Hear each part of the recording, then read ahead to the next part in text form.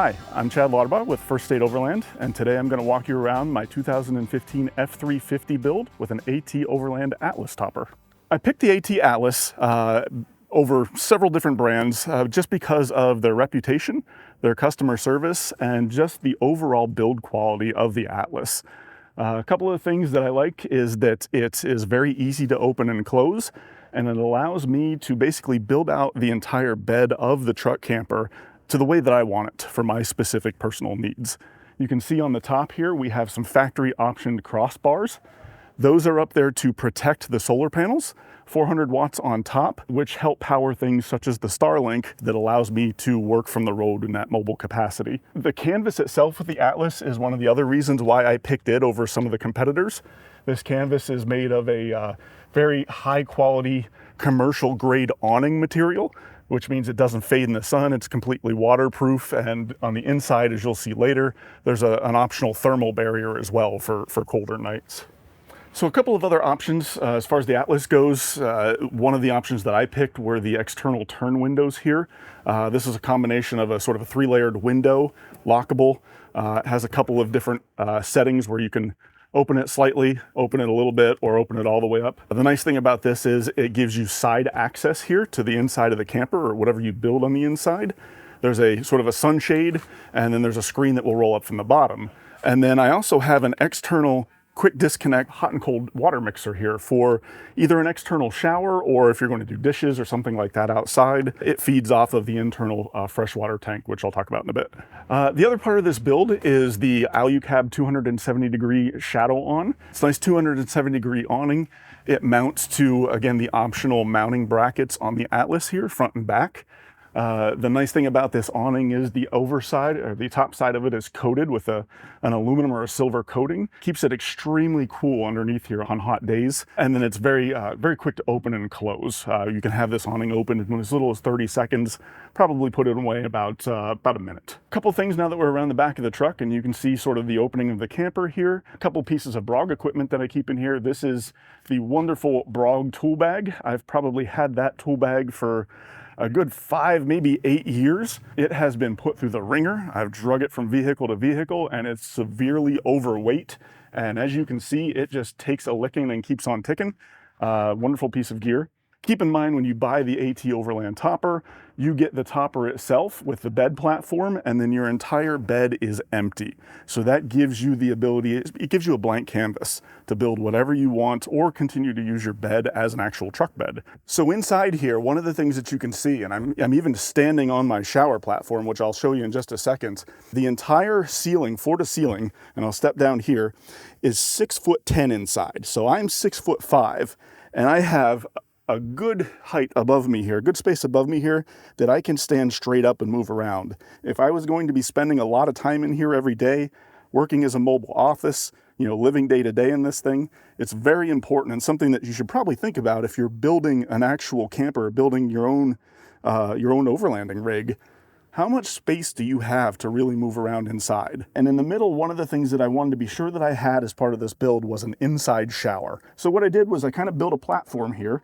And what you do is you lift up on this little centerpiece right here, stand this up like this, and you've got a full shower platform here now. And this shower platform has a shower curtain in the shower pan here, which connects to the ceiling. And the drain itself for the shower is utilizing my factory F350 fifth wheel hitch hole. So there's a natural hole there for the fifth wheel on this truck, and I just took advantage of that for draining the sink and the shower. And I can either drain that to the ground, or if I need to catch it because of regulations, I can hook a container to that drain and catch it in a container. So right here is the quick disconnect for the internal shower and the external shower. So when I'm internal, this wand specifically has a quick disconnect, but it also has the ability to take the shower head off, and for me to use this as a hose. So when I connect it outside, a lot of times I will do dishes and fill up dishes and fill everybody else's water jugs, because there's a 42-gallon freshwater tank that sits across the front of this camper. So what happens here is this just clicks on there like that, and then I bring over the quick disconnect here, and then this guy right here will plug in. Yep, and so you've got hot and cold water there. All right, so we're inside the AT Overland Atlas topper right now. And as you can see, the bed platform itself is put away. This is what I call day mode. This cab over platform always stays in place. And then there are 2 additional platforms that will slide on these rails right here. And when you put those platforms out, that makes an 80-inch sleep platform. It's a bit shy of a queen size mattress. The Atlas itself has, as you can see, the thermal liners on all sides. And then there's also the canvas material that will come up over the window. And then the thermal liner material will come up over the window as well. So cold nights, you can seal this up with sort of a triple layer of that thermal all the way around. And then this particular build has a Propex propane furnace in it as well. So it was pretty cold last night here at the rooftop tent rally. And I turned the furnace on and it was a nice 75 degrees all night. So just wanted to talk a little bit about the structure of the build itself here. So the core skeleton of the build is 80/20 aluminum extrusion. It is 15 series, so that means 1.5 inch. So everywhere where you see any of these structural members, that's all 80/20. One of the things that I wanted to do as part of this build was really sort of finish it, give it that finished look. So what you're seeing here is 80/20 with the inserts in here. You'll see the black inserts all over the place. Same thing as the external hinges or the external corners here. I wanted to give it sort of that industrial look. So I did use the external hinges and I like the way that it came out. Here you'll kind of see the extra plugs and things. Those are what really kind of give it the extra, you go the extra step in finishing off the build. The countertops all the way around, including the benches, the sink, and what the fridge freezer is sitting on, they are all made of a material called phenolic resin. It's a very heavy, very strong material.